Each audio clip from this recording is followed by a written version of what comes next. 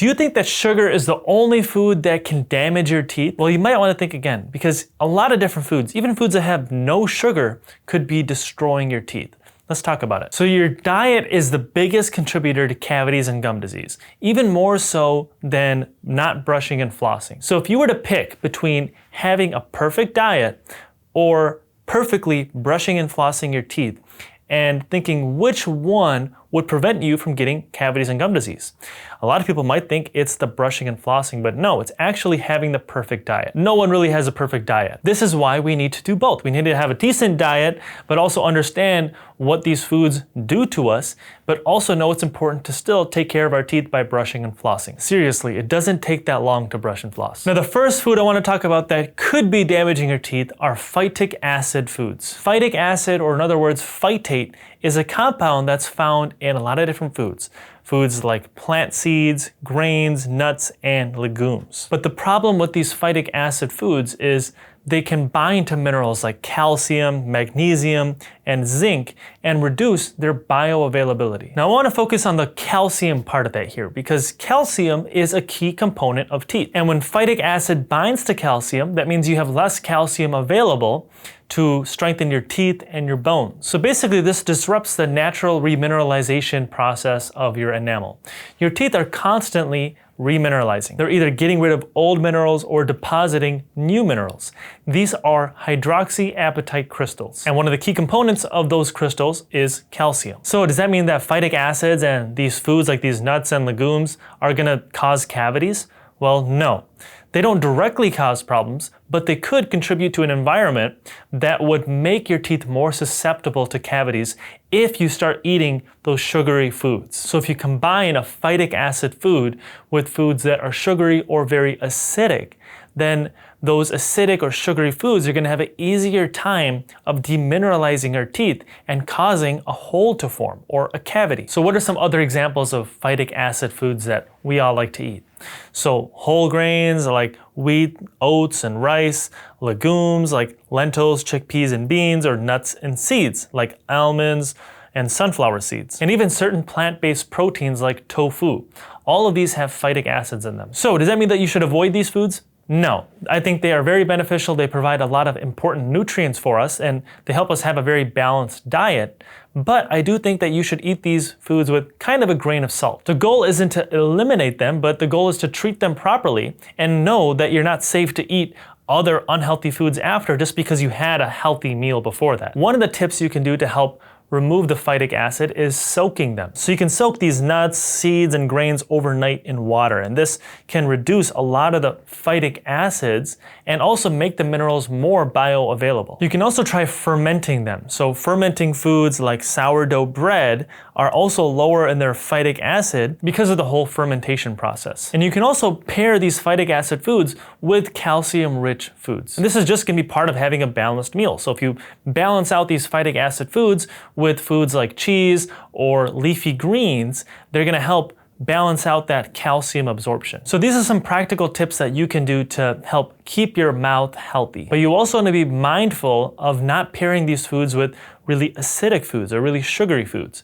So if you pair it with something like cheese or lettuce or spinach, great. If you pair these foods with Cheetos or crackers or chips or something that has these refined carbs or even sugars, then that's bad. Now there might be some hidden culprits, like hidden sugary foods or hidden acidic foods that you might unknowingly be pairing these phytic acid foods with. So these are things like vinegar-based salad dressings or acidic sauces. So you might think that you might be eating healthy, but these sauces or these dressings are actually what's damaging your teeth. And again, the problem here is you're lowering the calcium availability. So you're basically making it harder for your teeth to remineralize and strengthen themselves. And then on top of that, you're adding some acid to them, which directly pulls away more minerals from your teeth. Now, don't get me wrong, these foods are still considered healthy. They're still gonna be healthy for your body and you're gonna get a lot of the essential nutrients, but I'm still concerned about those teeth. And it's the same thing if you pair these with a carbohydrate dense food. And I'm not even talking about like the obvious unhealthy foods like the Cheetos and stuff like that. For example, a whole grain granola bar paired with honey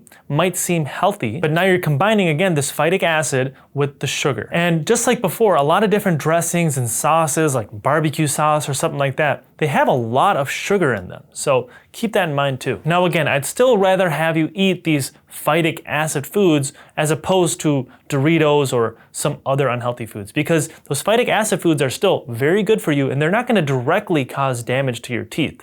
But if you pair them with something damaging, then it could be a double-edged sword. Now, some other foods to look out for, again, are highly acidic foods. Not even talking about phytic acid anymore, but in general, acidic foods. So things like citrus fruits or vinegar or even sodas, even if they are diet or sugar-free, are still very acidic. Your enamel will degrade at a pH of 5.5. And your dentin, or the layer underneath your enamel, will degrade at 6.5.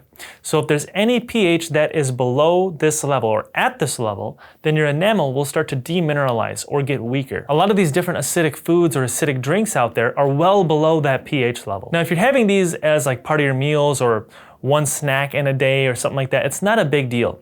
The problem comes in a couple different scenarios. The first is if you're snacking on these throughout the whole day. If you're sipping on a diet soda all day long, or if you're eating acidic fruits all day long, and you're not giving your saliva time to build up, this can be a problem. Because normally in between meals, our saliva builds up and kind of buffers out these acids and makes our pH in our mouth more neutral. And it also can eliminate some bacteria in our mouth and help keep everything clean. But instead, if you keep introducing these acids over and over, you're not going to give that saliva time to build up and buffer these out. The second bad scenario is when you eat these acidic foods and then you brush your teeth right after. So for example, if it's a nighttime snack, if you love having your kombucha at nighttime and then you go and brush your teeth right after, your teeth are in a weakened state because you drank this acidic beverage that weakened your teeth, but you're not giving your saliva time again to buffer these acids out. Instead, you're putting in abrasive toothpaste and a toothbrush and scrubbing your teeth away. This just happens one time every now and then, not a big deal. But if you're doing this every single night, you're gonna start to see some wear on your teeth. And the problem is once your enamel starts getting degraded and getting eroded away, it doesn't come back. And the last food I really want to talk about are really just any carbohydrates. I know we all know that sugar causes cavities, but really it's any carbohydrate because we have this bacteria in our mouth called Streptococcus mutans. And these Strep mutans bacteria will feast on any carbohydrates in our diet. Whole grains are going to be better than refined grains because whole grains are going to be harder for these Strep mutans bacteria to eat. But regardless, any carbohydrates, these Strep mutans will eat and then they will release lactic acid as a byproduct. This lactic acid is what's going to sit on our teeth and eventually cause cavities. So some of the common culprits that are hidden are things I already mentioned a little bit. Things like crackers or chips or goldfish or bread or even white rice. But again, I'm not going to tell you to avoid these foods.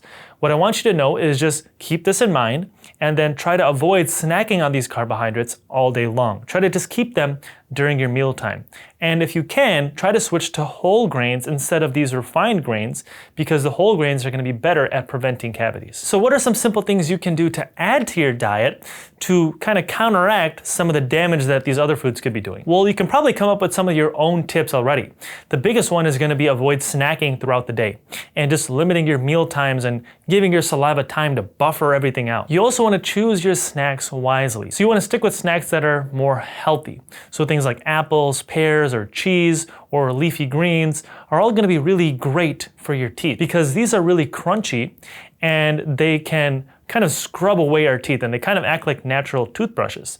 On top of that, they also have a lot of minerals in them. And the cheese, I know the cheese is not crunchy, but the cheese can still buffer out these acids because it's not super acidic and it's still gonna promote more saliva because anytime we eat anything, our saliva is gonna get activated. So if you're snacking on something that's good for our teeth and on top of that you're getting more saliva flow, then you're gonna really help keep your teeth clean. You can even snack on nuts as well, and if you properly prepare them to get rid of the phytic acid like I mentioned before, then this is going to be a great snack as well. You can even try chewing xylitol gum after meals. Now, I specifically like xylitol because xylitol is a sugar alcohol, but it actually prevents cavities. It's the only sugar alcohol out there that actively prevents cavities.